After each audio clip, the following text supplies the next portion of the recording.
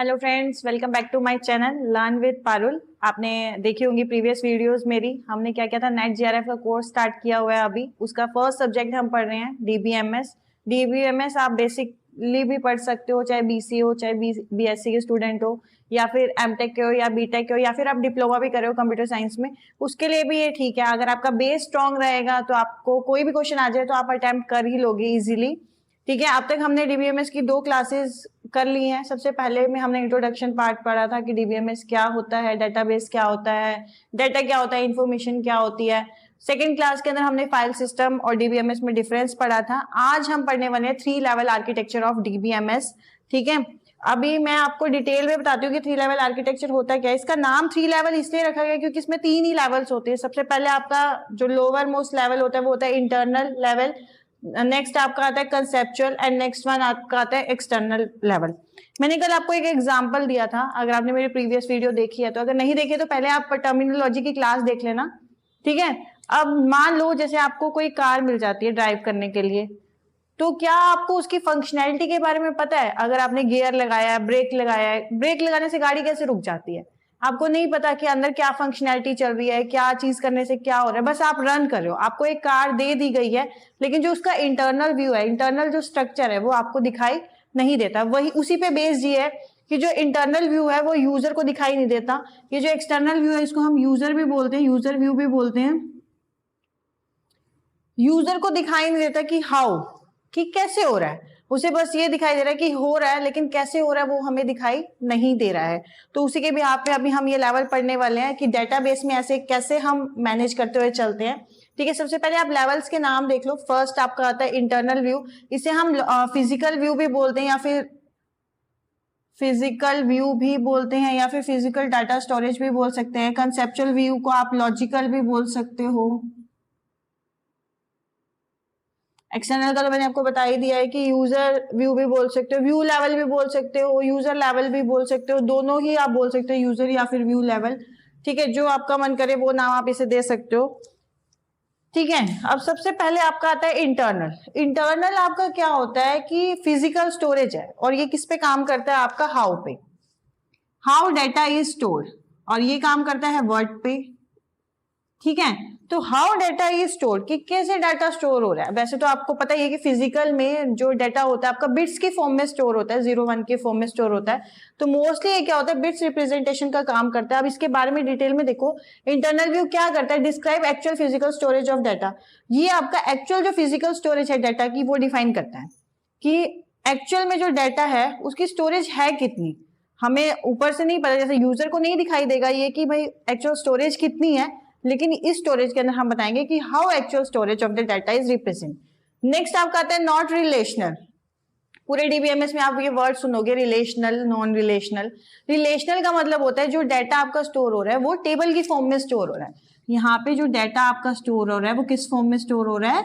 Table की form में store हो रहा है। तो ये इंटरनल व्यू के अंदर आपका क्या है, not relational, means the data is not stored in the form of table. Tabular form में डाटा स्टोर आपका नहीं हो रहा है। थर्ड आपका पॉइंट है लो लेवल रिप्रेजेंटेशन। वो तो आपको ऑलरेडी दिख रहा है कि जो इंटरनल व्यू होता है आपका वो कैसा लेवल होता है, लो लेवल का होता है। नेक्स्ट, हाँ, अब ये क्या होता है, पूरा जो भी डिटेल होती है डाटा स्टोरेज की, रिकॉर्ड्स की, उनका सीक्वेंस क्या क्या है, वो सारा का सारा कौन हमें प्रोवाइड करवाता है? इंटरनल व्यू प्रोवाइड करवाता है। ठीक है, आपको इंटरनल व्यू समझ में आ गया होगा। नेक्स्ट आपका आता है कंसेप्चुअल व्यू, जो कि होता है लॉजिकल व्यू। अब लॉजिक्स क्या लगे हुए हैं? स्टोरेज तो हमारी होगी, उसमें लॉजिक्स क्या लगे हुए हैं? वो लॉजिक क्या होते हैं, मतलब कि व्हाट, क्या। ठीक है, वो आपका कौन आंसर देगा? कंसेप्चुअल व्यू आंसर देगा। कंसेप्चुअल व्यू आपका ओवरऑल लॉजिकल स्ट्रक्चर डाटाबेस का डिफाइन करता है। ये रिलेशनल है। रिलेशनल का मतलब है इसमें जो डाटा है आपका वो टेबल की फॉर्म में स्टोर हो रहा है, इसमें नहीं हो रहा था। और ये क्या करता है, ये मिडल लेवल है। ठीक है, आपका यूजर और फिजिकल के बीच में है। तो ये क्या करता है, यूजर से जो एक्चुअल फिजिकल स्टोरेज है वो हाइड करता हुआ चलता है। मतलब यूजर को नहीं दिखाई दे रहा कि एक्चुअली डाटा कहाँ स्टोर है और कैसे स्टोर है। तो हाउ नहीं दिखाई दे रहा है। ठीक है, नेक्स्ट आपका आता है, ये आपका हो गया कंसेप्चुअल व्यू। लास्ट आपका आता है एक्सटर्नल व्यू, जो कि यूजर व्यू, जो कि हमें जो चीज मिली है वो क्या है, आपका यूजर व्यू है। यूजर व्यू को हम क्या क्या कह सकते हैं, व्यू लेवल भी बोल सकते हैं, यूजर लेवल भी बोल सकते हैं। ये क्या करता है, इंडिविजुअल यूजर्स से कंसर्न करता है कि एक्चुअल में यूजर्स को चाहिए क्या, ठीक है, वही इंफॉर्मेशन उससे लाके वो दे देता है। Actual view of a data seen by user, अब जैसे मैंने आपको बोला था कि आपको कार दे दी गई है, तो आपको तो सिर्फ कार ही दिखाई दे रही है ना, आपको तो ये दिखाई नहीं दे रहा ना कि अंदर की फंक्शनैलिटी क्या है। तो जो एक्चुअल व्यू है डाटा का, वो यूजर कौन से व्यू पे देख सकते हैं, एक्सटर्नल व्यू पे देख सकते हैं। और क्या होता है, user does not know schema details, उसे एक्चुअल स्कीमा डिटेल्स नहीं पता। स्कीमा को आप क्या बोल सकते हो, overall structure of a database. यहाँ पे जो स्कीमा वर्ड दे रखा है, ये ओवरऑल क्या है, स्ट्रक्चर है। ओवरऑल स्ट्रक्चर यूजर को नहीं दिखाई देता, बस उसे एक्चुअल जो है वर्क वो दिखाई दे देता है, लेकिन जो इसका इंटरनल पार्ट है वो उसे दिखाई नहीं देता, इंटरनल फंक्शनैलिटी वो नहीं देख सकता है। ये रिलेशनल है, मींस इसमें भी जो डाटा है वो किस फॉर्म में स्टोर है, टेबल की फॉर्म में स्टोर है, तो ये भी क्या हो गया आपका, रिलेशनल हो गया। और उसके बाद क्या होता है, जो यूजर होता है ना, अपने इंटरेस्ट के हिसाब से ही वो डाटा ले सकता है। तो इसके अंदर क्या है, यूजर क्या कर सकता है, डाटा गैदर कर सकता है ऑफ इट्स ऑन इंटरेस्ट। ठीक है, आपको ये पॉइंट समझ में आ गए होंगे सभी, मैं दोबारा से इसको डिटेल में बता देती हूँ। फर्स्ट आपका क्या था, इंटरनल व्यू था, जो कि लॉजिकल फिजिकल व्यू होता है। इसमें हाउ आप बताते हो कि how data is stored, records क्या स्टोर हो रहे हैं, उनके क्या सीक्वेंस नंबर है, वो सब आपको किसमें दिखाई देगा, इंटरनल व्यू में। आफ्टर दैट आपका आता है कंसेप्चुअल व्यू, ये आपका होता है लॉजिकल व्यू, इसमें व्हाट आप डिफाइन करते हो, ओवरऑल लॉजिकल स्ट्रक्चर आपको डिफाइन होता है इसके अंदर। और एक्सटर्नल और इंटरनल को यूजर क्या करता है, यूजर को हाइड करता हुआ चलता है इंटरनल व्यू से। ये मिडल व्यू क्या करता है, यूजर से डिटेल हाइड कर देता है, ओवरऑल स्टोरेज को हाइड कर देता है, किससे, फिजिकल से। ठीक है, उसके बाद आपका लास्ट आपका आता है user view, that is external view, जो कि एक्चुअल यूजर को क्या दिखाई दे रहा है वो इस लेवल पे दिखाई देता है। इसमें क्या होता है, यूजर अपने इंटरेस्ट के हिसाब से डाटा गैदर कर सकता है। ये दोनों आपके क्या है, रिलेशनल है, इंटरनल व्यू और conceptual, sorry external view and conceptual view, और इंटरनल व्यू आपका क्या है, नॉन रिलेशनल है। ठीक है, अब इनको जोड़ने का काम कौन करता है, मैपिंग।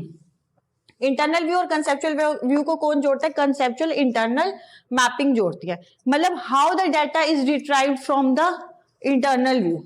ठीक है, अब इसमें कैसे है कि कैसे डाटा आप इंटरनल व्यू से उठा के कंसेप्चुअल व्यू में लेके आओगे, एंड वाइस वर्सा। ये काम कौन करेगा, कंसेप्चुअल इंटरनल मैपिंग। सिमिलरली यहाँ पे मैपिंग है आपकी कंसेप्चुअल और एक्सटर्नल में, external conceptual mapping, how the data is retrieved from the conceptual view to the external view and vice वर्सा।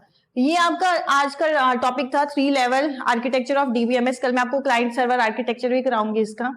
ठीक है, होपफुली आज का टॉपिक आपको समझ में आ गया होगा, और ये मोस्ट इंपॉर्टेंट टॉपिक है। नेट में इसमें काफी बार एग्जाम क्वेश्चन आया है नेट के एग्जाम में, हाउ और व्हाट, ये चीज आपसे पूछ ली गई है कि फिजिकल व्यू में कैसे डाटा होता है, हाउ की फॉर्म में होता है कि हाउ द डाटा इज रिट्राइव्ड या how the data is stored, और इसमें व्हाट, इस पे क्वेश्चन आया हुआ है। मैं कल इसका क्वेश्चन भी आपको बता दूंगी कि किस टाइप का क्वेश्चन इसमें टॉपिक में से आया है। काफी बार आए इस टॉपिक में से क्वेश्चन, आप ये जो इसकी थ्योरी है अच्छे से पढ़ लेना। ठीक है, कल हम नया टॉपिक पढ़ेंगे इसका, सेकंड आर्किटेक्चर पढ़ेंगे, क्लाइंट सर्वर मॉडल पढ़ेंगे, इसका क्लाइंट सर्वर आर्किटेक्चर पढ़ेंगे। ठीक है, होपफुली आपको समझ में आ गया होगा। अगर आपको मेरी वीडियो अच्छी लग रही है और आपको समझ में आ रहा है तो प्लीज सब्सक्राइब माय चैनल, ताकि आपको लेटेस्ट वीडियो जो भी डल रही है वो मिलती जाए। आपको दिसंबर 2023 के लिए मैं ये सिलेबस कवर करवा रही हूँ। अगर आप अभी फ्रेशर हो तो आप 24 के लिए भी प्रिपेयर कर सकते हो, लेकिन टाइम वेस्ट करने की बजाय अगर आप अभी से प्रिपरेशन स्टार्ट कर दोगे तो वो आपके लिए बेटर है। ठीक है, आज के लिए इतना ही करते हैं, नेक्स्ट क्लास में मिलते हैं। Thank you so much.